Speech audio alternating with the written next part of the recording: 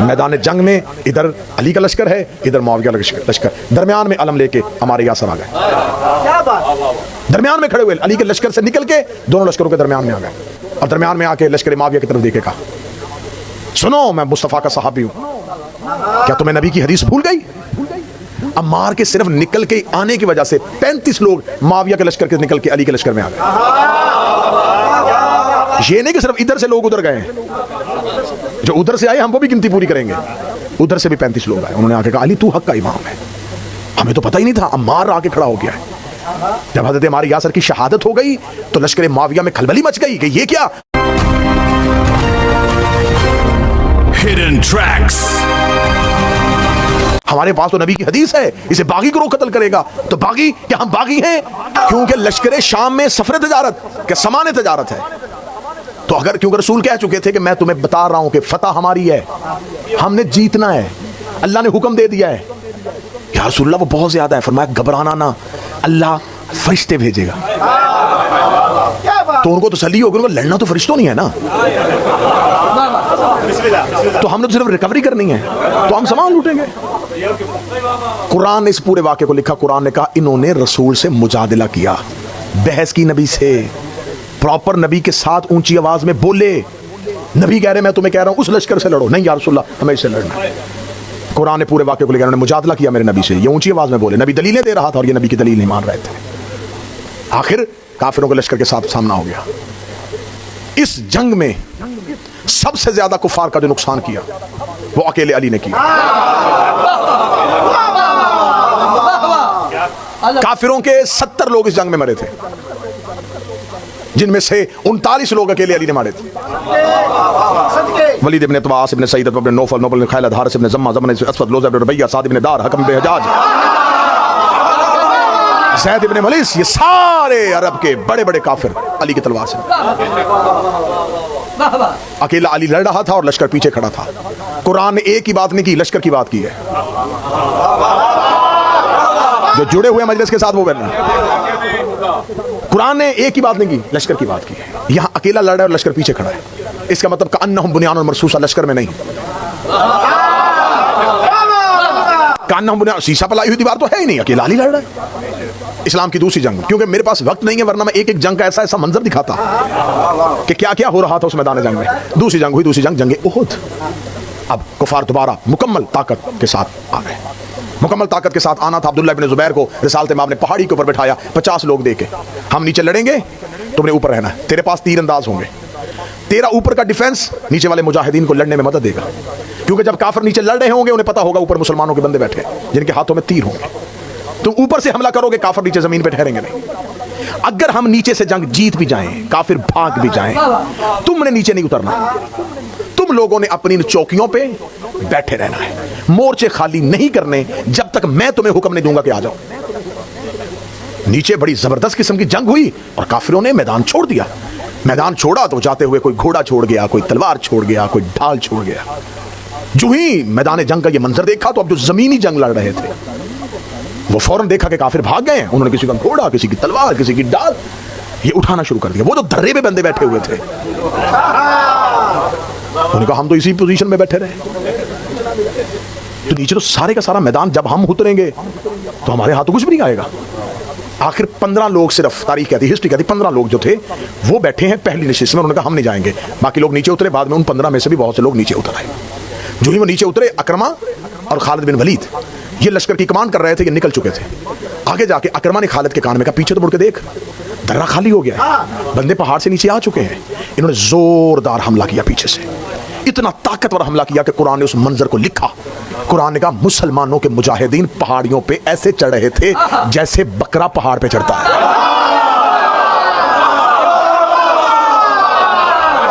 अकेले अमीर अल मोमिनीन और अमीर अल मोमिनीन, मुझे जंगे पढ़ना मकसद नहीं है, सिर्फ कन्ना हम बुनियान मरसूस है। अकेले अमीर अल मोमिनीन ने पूरी जुर्रत के साथ, पूरी ताकत के साथ, पूरी जवान मर्दी के साथ, ये वो जंग थी जिसमें रिसालत इमाम का दिंदान मुबारक जख्मी हुआ था, टूटा नहीं था।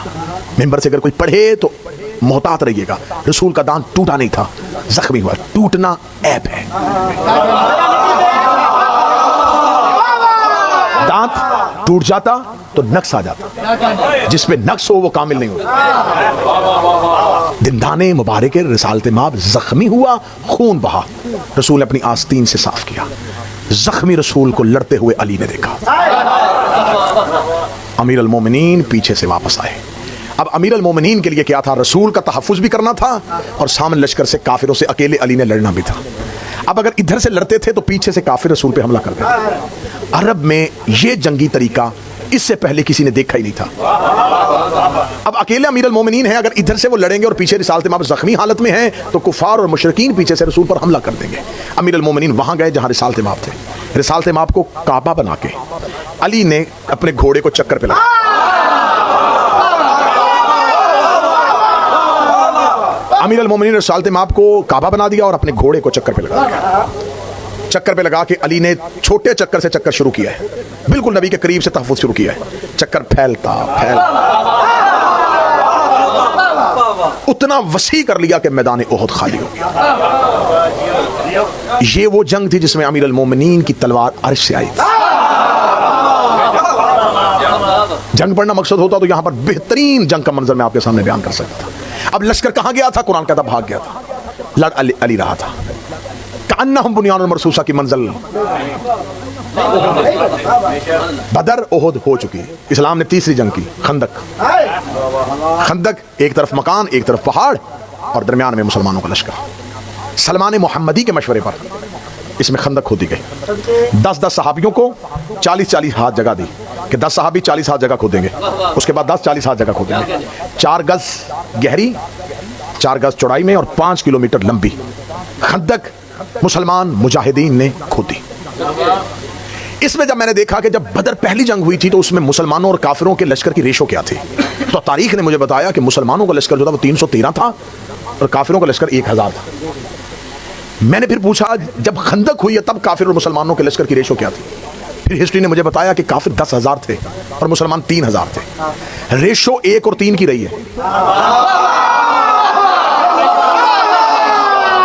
रेशो तब्दील नहीं हुई, 1 3। अब मैंने सोचा मेरी अक्ल, आप क्योंकि आप ज्यादा समझदार हैं मुझसे, बहुत ज्यादा समझदार है, तो आप मुझे ज्यादा अकली तरीके से इस पे कायल कर सकेंगे। मेरी समझ में तो अभी तक ये नहीं आ रहा कि जब रिसालत माब ने पहली जंग लड़ी तब भी मुसलमान 1 हिस्सा थे, काफिर 3 हिस्सा ज्यादा थे, खंदक में भी ज्यादा थे।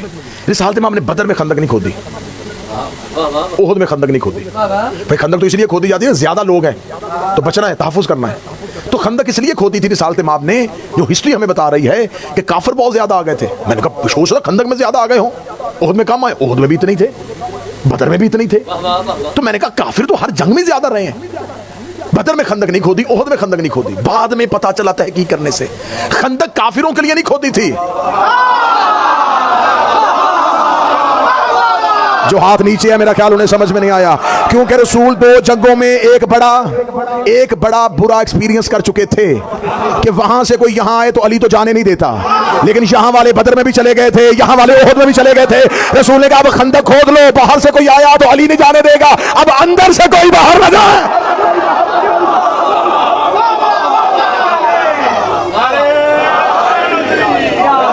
बाहर से कोई आ गया तो वो अली नहीं छोड़ेगा। अब अंदर वालों का क्या करें भाई, इनको रोकना कि ये ना जाए, जिनको रोकना था उन्हीं से खुदवाई। यहां मेरा जुमला नहीं है, ये जुमला है किबला अज़हर ज़ैदी साहब का। मैं उन्हीं का जुमला उन्हीं के नाम से कहूंगा ताकि किबला की रूह को इसाल हो जाए। उन्होंने कहा किसी तंग दिल की तंग खंदक खोदी हुई से अमर आ गया। हजूर कहीं भी किसी भी मुल्क में किसी भी जगह पे ये जंगी कवानीन जो होते हैं ना, ये आर्मी के डिसिप्लिन के अंदर ये होता है कि अगर आर्मी की सीक्रेसी, अगर उसका कोई सीक्रेट दुश्मन के हाथ में चला जाए, सबसे पहले वो कहते हैं कि अंदर से पता करो मुखबरी किसने की। अमर को किसने बताया था कि यहां खंदक कम खुदी हुई है? यकीन करो मैं खताबत नहीं कर रहा, नॉर्थहैम्पटन वालों में खताबत नहीं कर रहा, ना समझना कि मैं सिर्फ जाकरी कर रहा हूं। पैगाम वहां पत्थर के साथ एक खत बांध के भेजा गया था। दिल से तो मुसलमान थे नहीं कुछ लोग। 7 लोग आए हैं, अकेला अमर नहीं आया, 7 लोग आए। अमर बिन अब्दुवत, हसल इसका बेटा, वो भी इसमें आया है। 7 लोग आए हैं जिसके तारीख ने नाम लिखे हैं, जो खंदक को अबूर करके पहुंच गए हैं लश्कर इस्लाम के अंदर। 7 लोगों का रात की तरीके में खंदक को अबूर करना था। मुसलमान तो सोए हुए थे, लश्कर आराम कर रहा था। सीधे गए और उन्होंने जाकर रसूल के खैमे का मुहासरा कर लिया। खैमे का मुहासरा करने के बाद अमर बिन अब्द वद ने अपना नेज़े के साथ रसूल के खैमे की चादर को फाड़ा और फाड़ने के बाद नेज़े की नोक के साथ चादर को उठाया। उठा के इस मलऊन ने पहला जुमला कहा, मोहम्मद कोई है तो भेज, या किसी को भेज या खुद लड़ने के लिए आ। यहां पर कायनात के रसूल ने पहली बार कहा, मन लिहाजल कल्ब, कौन है जो इस कुत्ते की जुबान। बाद लोग कहते नबी को जलाल आ गया था, जो गुस्से में आए वो नबी नहीं होता। क्योंकि इंसान के बदन के अंदर 4 तरह की कुव्वतें होती हैं, कुव्वत वहमिया, कुव्वत आकिला, कुव्वत सहविया, कुव्वत गस्बिया। आपने इन चारों कुव्वतों को, इन चारों पावर्स को अपनी बॉडी में कंट्रोल करना होता है। नौजवान और बच्चे इस बात को समझिएगा, क्योंकि आपका जो जिस्म है ये मैदान जंग है। इसमें शैतान भी अपने सिपाही खड़े करता है और रहमान भी अपने सिपाही खड़े करता है। जो पहली कुव्वत वहमिया कि आपको वसवसे आएंगे, आपको वहम होगा, उसको आपने कंट्रोल करना है अपने इरादे के साथ। जब आप अपने इरादे से उसको कंट्रोल कर देते हैं तो खुदा कहता है कि अल्लाह तुम्हें अक्ल से नवाजता है ताकि तुम इसको कंट्रोल कर सको। अगर आपके अंदर गसब, गुस्से वाली कैफियत आ जाती है तो जो ही वो कैफियत आएगी वो कुव्वत आपके ऊपर मगलूब हो जाएगी, आपके ऊपर गालिब आ जाएगी, आप कोई ऐसा काम कर देंगे, बाद में आप पछताएंगे। क्यों पछताए? उस लम्हे आप पे कंट्रोल इसलिए नहीं रहा कि वो कुव्वत आपके ऊपर गालिब आ गई थी। तो जो गालिब आती है, जिस पे गालिब आती है वो मगलूब होता है। इमाम और नबी पे ये कुव्वत गालिब नहीं आती। इमाम और नबी कोई भी काम हमारी तरह गुस्से में नहीं करते, क्योंकि वो मगलूब नहीं है, वो हर शय पे गालिब है, वो गालिब अला कुल्ले गालिब है। तो जब आप ये समझ लेंगे तो फिर आप ये सवाल करना छोड़ देंगे कि अली ने तलवार क्यों नहीं उठाई, क्योंकि ये जितने मंजर आप हमें बताते हैं ये सारी चीजें इंसानियत के गुस्से के लिए है। अली का हाथ अमर इलाही है, अली का हाथ तभी उठेगा जब अल्लाह का हुक्म आएगा। अब रिसालत माब ने गुस्से की वजह से नहीं, रिसालत माब को जब गुस्सा आता ही नहीं, अल्लाह कुरान में कहता है ये खुल्के अजीम का मालिक है, और सिर्फ मालिक नहीं कह रहा, उसके इखलाक की कसम खा रहा है। तो जिसके इखलाक की अल्लाह कसमें खा रहा था, उसने खंदक में अमर बिन अब्द वद को कुत्ता कह के बुलाया, तो कोई ना कोई तो राज होगा। या रसूलुल्लाह जलाल आया था, पर जलाल नहीं आया था, रसूल ने एक म्यार कायम कर दिया था। ये दरवाजे पे बाहर खड़ा होकर, मैदान में खड़ा होकर ललकारता, मैं कभी गाली ना देता। इसने आके दरवाजे पे दरवाजे पे दरवाजे पे दरवाजे पे दरवाजे पे गुस्ताखी की है।